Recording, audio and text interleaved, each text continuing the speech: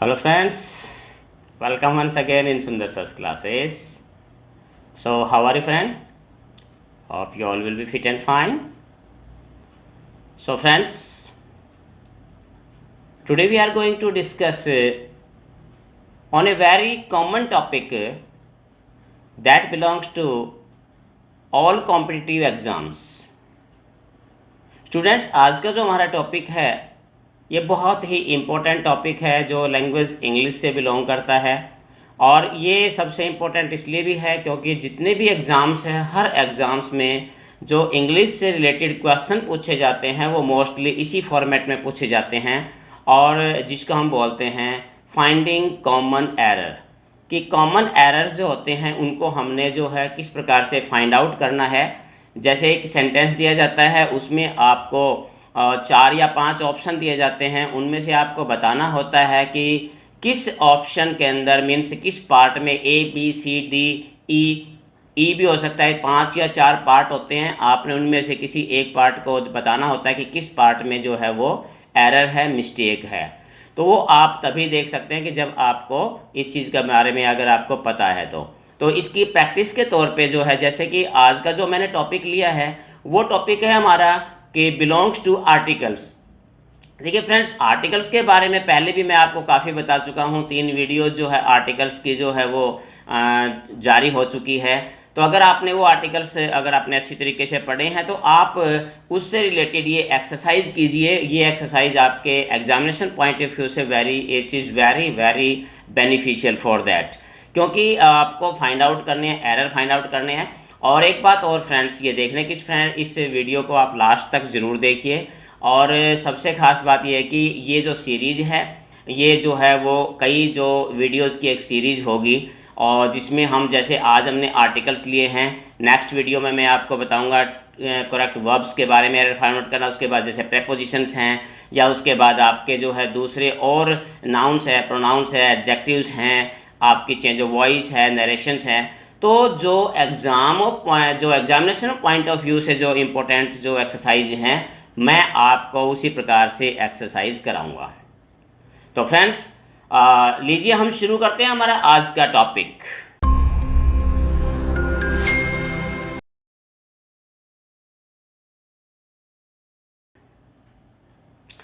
तो सबसे पहले आप देखिए आपके सामने स्लाइड पर 2 सेंटेंस मैंने लिखे हुए हैं। पहला जो सेंटेंस है, the principal instructed the girls to return to the college before the sunset, और लास्ट में लिखा है इसमें नो एरर। यानी फ्रेंड्स आप देख सकते हैं इसमें 5 पार्ट है। पहला पार्ट है the principal instructed, second part है the girls to return, third part है to the college, fourth part इसमें बिफोर द सनसेट, और फिफ्थ पार्ट जो है इसमें वो है नो एरर। मीन्स इसका मतलब है कि अगर 4 जो फर्स्ट 4 पार्ट्स है, अगर आप में किसी में कोई एरर नहीं लगता, आपको लगता नहीं है किसी सेंटेंस में एरर है, तो आपने जो टिक करना है, आपने जो ऑप्शन भरना है उसमें वो नो एरर मीन्स ई जो ऑप्शन है वो आपने भरना है। तो फ्रेंड्स आप इसको सेंटेंस को आपने पढ़ लिया, आपने देख लिया। अगर आपने देख लिया हो या पता लगा लिया हो तो ठीक है, अदरवाइज़ मैं आपको बता देता हूँ कि इसके किस पार्ट में जो है वो एरर है। तो इसका जो पार्ट है जिसमें एरर है वो पार्ट है हमारा डी। जो ये डी पार्ट आप देख रहे हैं, डी पार्ट में एरर है क्योंकि डी पार्ट के अंदर जो एरर है वो क्या है, सनसेट के साथ है। सनसेट के साथ डी लगाया हुआ है। तो जो भी हमारी जो प्रेपोजिशंस होती, कुछ एक ऐसे फ्रेज होती हैं जैसे इन मॉर्निंग, जैसे in before sunset, after day, तो इस प्रकार की जो हमारे पास फ्रेजेज होती है उसके साथ हम आर्टिकल दी का यूज़ नहीं करते। तो यहाँ जो एरर है वो दी है वो डिलीट कर देंगे हम यहाँ से और हमारा करेक्ट ऑप्शन इसके अंदर हो जाएगा D.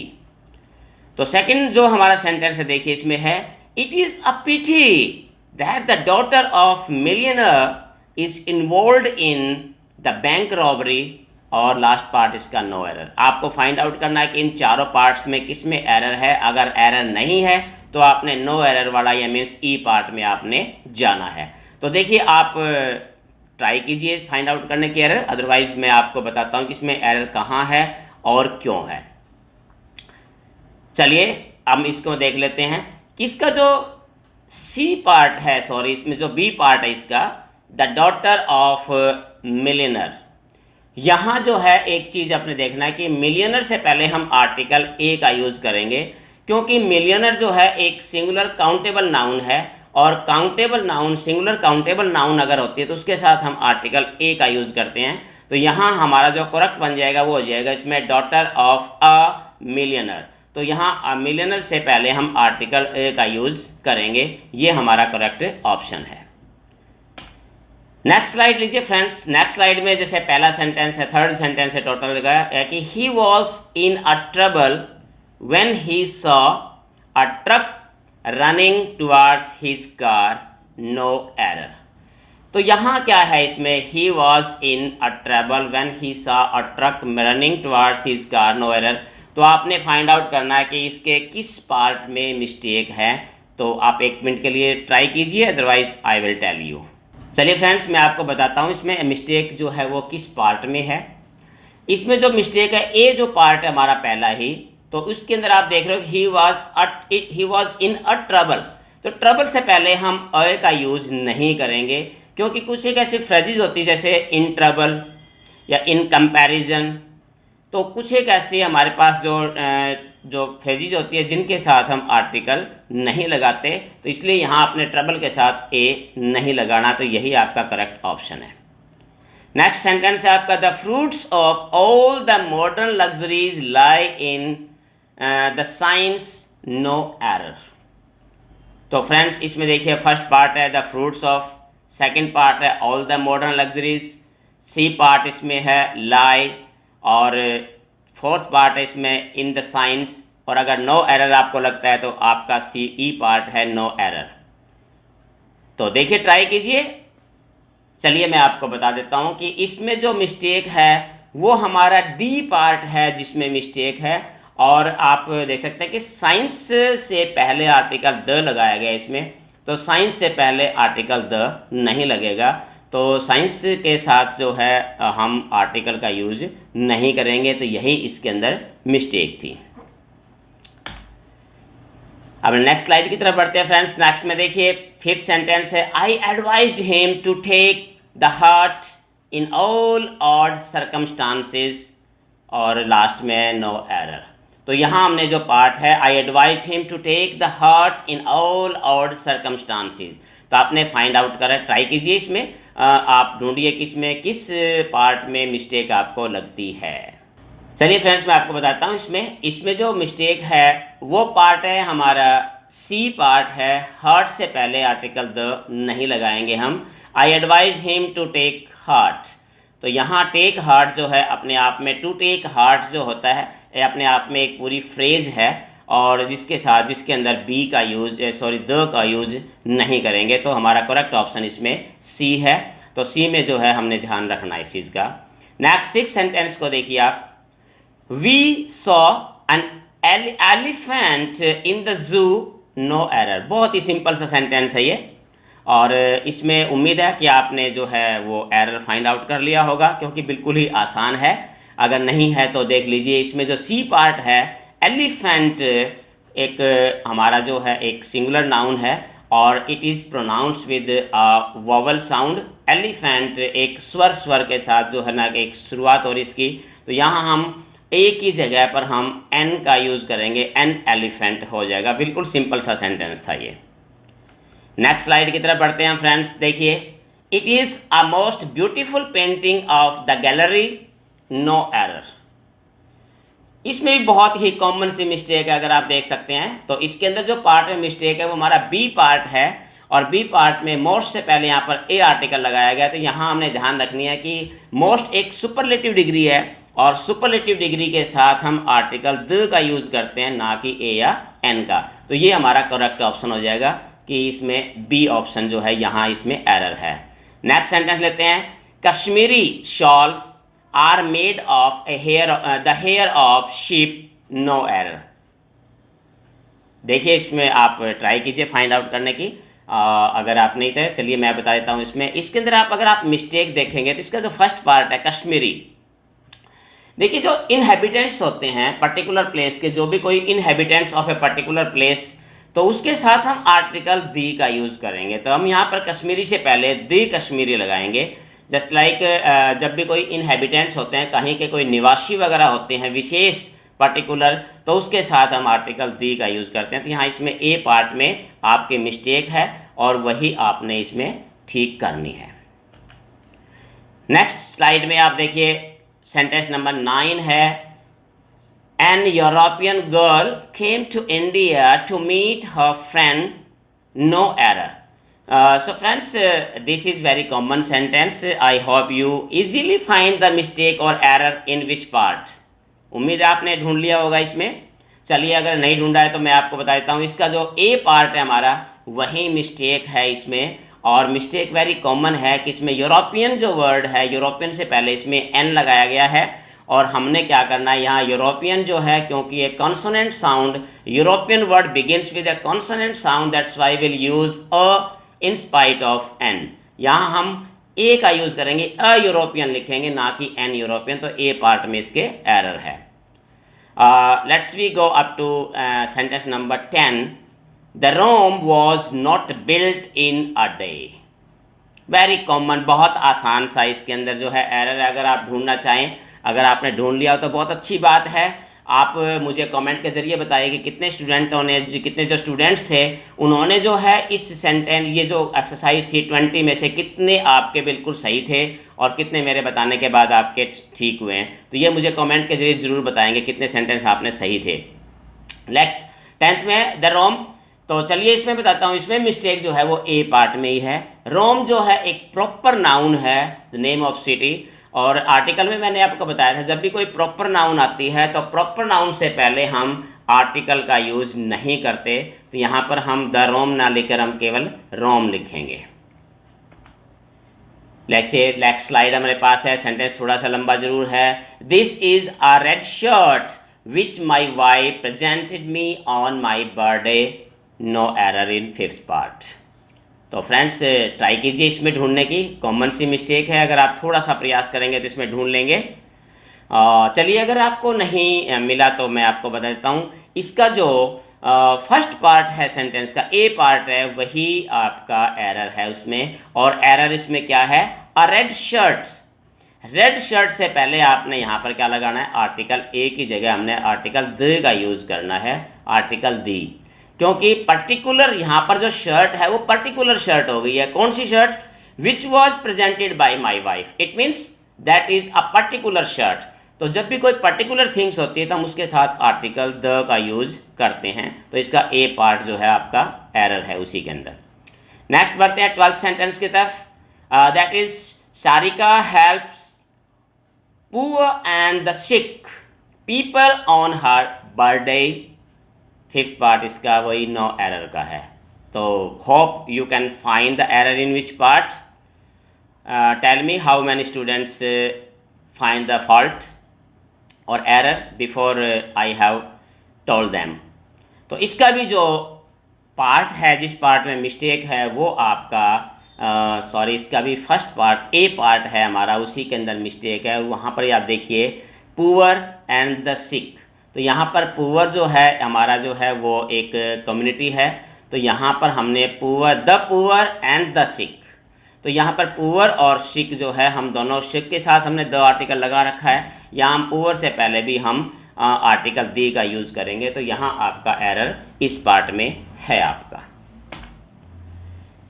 Next one, sentence number 13, that is I found an 1 rupee note on the road yesterday, no error. Very common, बिल्कुल आसान सा इसमें एरर है। अगर आपने थोड़ा सा प्रयास किया, थोड़ा सा अगर आर्टिकल देखे हुए हैं तो आप आसानी से इस फॉल्ट को फाइंड आउट कर सकते हैं। उम्मीद है आपको मिल गया होगा। चलिए अगर नहीं मिला तो मैं आपको बता देता हूँ।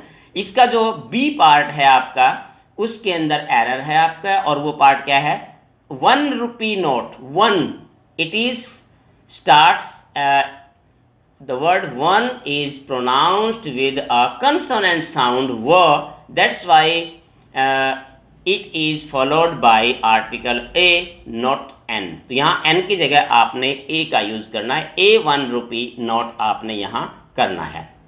नेक्स्ट सेंटेंस नंबर 14 की तरफ बढ़ते हैं। The boy is swimming in the college pool for 2 hours। तो फ्रेंड इसको देखिए ट्राई आउट कीजिए इसको, if you can find the fault और not. The boy is swimming in the college pool for 2 hours। देखिए इसमें वेरी कॉमन है, इसका जो ए पार्ट है वही मिस्टेक है। यहाँ पर हम द बॉय नहीं लिखेंगे क्योंकि बॉय कोई पर्टिकुलर बॉय नहीं है, एक सिंपल एंड ऑर्डनरी बॉय का जो है यहाँ पर जिक्र है। The boy is an ordinary, not the particular और the special one, that's why we would not use the in spite of, we will use only a boy. तो यहाँ पर दे की बजाय हम अ का यूज़ करेंगे, अ बॉय। तो ये इसका एरर था इसमें। नेक्स्ट स्लाइड नंबर देखिए sentence number 15। The Punjabi is very sweet, is a very sweet language of Punjab. Very common error, इसके अंदर भी बहुत ही आसान सा एरर है। अगर आप देखना चाहें, ढूंढना चाहें तो कॉमन सा एरर इस सेंटेंस के अंदर भी है। और देखिए अगर आपको मिल गया तो बहुत अच्छी बात है, अगर नहीं मिला तो चलिए मैं आपको बता देता हूँ इसमें क्या एरर है। इसका जो एरर है वो इसका ए पार्ट में ही है, the Punjabi. Punjabi is a language, and if you remember I have told you when I was talking about the omission of article, when I have told you that before any language we do not use any article, किसी भी भाषा के साथ हम article का use नहीं करते। तो यहाँ पंजाबी से पहले भी हम आर्टिकल दी का यूज़ नहीं करेंगे। Sentence number 16। Rani was also invited to the lunch hosted by queen at her cottage yesterday. तो फ्रेंड्स इसमें ट्राई आउट कीजिए इसमें आप एरर को, कि आप किस पार्ट में आप एरर इसमें देखते हैं। एक बार फिर सेंटेंस को आप पढ़ सकते हैं। Rani was also invited to the lunch hosted by queen at her cottage yesterday. चलिए अगर आपको मिल गया तो अच्छी बात है, मुझे कमेंट के ज़रिए बताइए। अगर आपको नहीं मिला है इसमें कोई एरर, अगर आप नहीं ढूंढ पाए, चलिए मैं आपको बता देता हूँ कि इस सेंटेंस में कोई एरर नहीं है। ये सेंटेंस ग्रामेटिकली बिल्कुल, it is grammatically correct sentence, there is no error in this sentence. So यहाँ हम ऑप्शन जो है वो हमारा क्या आएगा, सॉरी इसमें गलती से ए लिखा हुआ है, यहाँ हमने ऑप्शन जो है वो क्या लिखना है, ई ऑप्शन है हमारा, वही हमारा करेक्ट ऑप्शन होगा। नेक्स्ट स्लाइड की तरफ बढ़ते हैं friends. Next sentence 17। The road to Red Fort passes through the forest. The road to Red Fort passes through the forest. और डी पार्ट, इसमें 4 पार्ट दिए हैं, 4 पार्ट में से आपने बताना है कि नो एरर वाला चौथा पार्ट है, ए बी सी 3 पार्ट है, आपने फाइंड आउट करना एरर किस पार्ट में एरर है। अगर आपने फाइंड आउट कर लिया तो बहुत अच्छी बात है, अगर आपने नहीं मिला, आपको एरर या सही ढंग से नहीं बता पाए तो आप मिला लीजिए। मैं आपको बताता हूँ इसमें सही एरर किस पार्ट में है। तो इसका जो बी पार्ट है उस पार्ट में एरर है, और एरर क्या है कि जो रेड फोर्ट है हमारा, तो red fort is a historical monuments.